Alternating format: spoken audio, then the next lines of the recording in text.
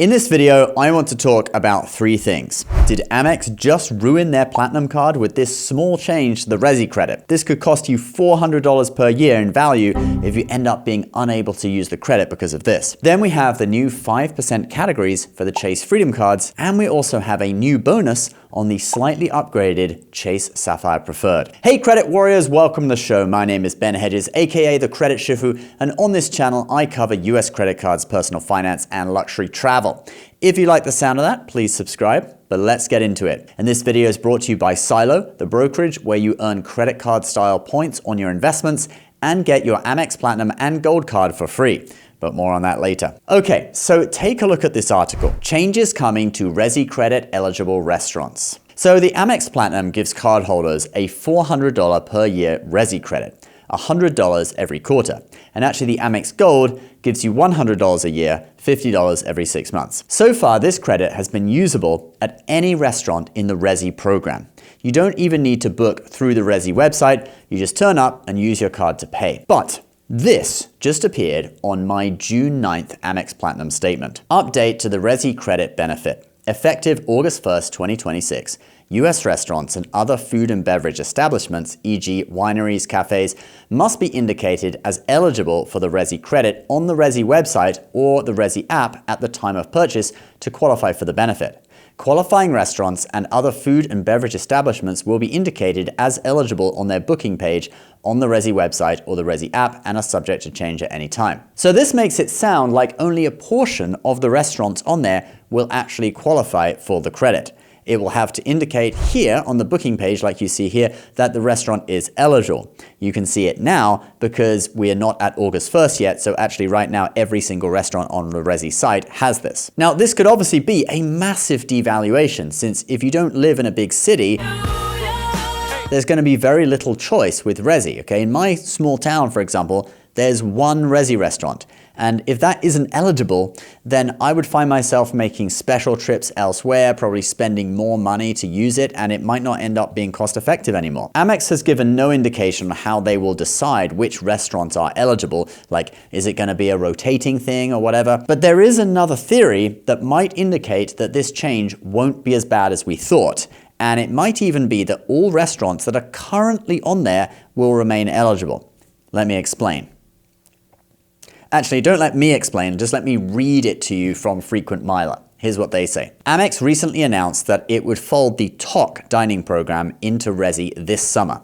TOC includes many top-rated restaurants like the French Laundry in Napa Valley and Alinea in Chicago, among many others. It is possible that Amex either does not intend for those former TOC restaurants to become eligible for the Resi benefit, or that technical limitations mean that they may not all be folded into the system to enable the benefit from day one. So that would actually make a lot of sense. You see, Amex acquired TOC in 2024. It's a dining platform like Resi, and it's pretty high-end. And Amex may not have negotiated the same deal with the TOC restaurants as they did with the Resi restaurants, okay? Like maybe the TOC restaurants still have a contract that hasn't finished yet that they signed previously with TOC, and Amex has just inherited that, right? Thus, they might not be able to provide the credit because the TOC restaurants might not be paying as much to American Express as the Resi restaurants are to be part of the program, okay? That's just one example. And so if TOC restaurants become bookable through Resi, like Amex says they will this summer, they would just all be jumbled together with the Resi ones, and thus you would need to indicate if restaurants were eligible or not for the Resi credit. And if that is the case, we can assume that all current Resi restaurants will still count for the credit, and it'll just be the former TOC ones that don't. So let's hope that is the case. All right, moving on to the Chase Freedom categories. But first, over the past year, you've probably heard me talking about Silo, the investing platform that enables you to earn points on your stocks. It's like what Built has done with earning points on rent, but for investing. Well, now we have an exciting update about Silo that I know viewers of this channel in particular will find interesting. Silo is rolling out a new status program that will cover your American Express Gold and Platinum card fees. If your account with Silo is big enough, you unlock status benefits. At $750,000, they'll cover your American Express Gold and Costco executive membership fees every year. And at $1 million, they will cover the $895 annual fee on your Amex Platinum 2. They even say that if you are in the Chase or Citi credit card system instead of Amex, you should reach out to them because they may very well pay the annual fee on one of those cards for you instead. Don't forget, this is in addition to up to 250,000 points on your portfolio balance each year and up to a 250,000 point welcome bonus in the first year, so a total of potentially 500,000 points in year one. That bonus was going to end at the end of last month, but they've extended it until the end of June. Points are currently redeemable for cashback at 1 cent per point, but soon you'll also have many more redemption options. Silo's travel portal is launching this month, and they've confirmed that their first two transfer partners will be Turkish Airlines and Avianca, slated to launch in early July, with many more partners rolling out in the second half of this year. While credit card companies give you points for spending money, Silo has turned that concept on its head and gives you points for saving and investing money. So if you want to get your Amex Gold and Platinum for free while also earning points on your portfolio, use my link silomarkets.com/Ben to get started by the end of June. So if you don't know, the Chase Freedom cards, which comprise the Freedom Flex and the older Freedom that is not open to new applicants but you can get through product change, offer 5% rotating quarterly categories where you can earn 5% cashback, which is also convertible to 5 Chase UR points on $1,500 worth of spending in categories that change each quarter. That equals $75 bonus cashback for the quarter or 7,500 Chase points, which can become more valuable if you transfer them to other Chase cards and book travel. The current categories for quarter 2 are Amazon, Chase Travel, and Feeding America. Pretty boring, to be honest. I have the Amazon card anyway, which also gets me 5% back, so no point me using the Chase card.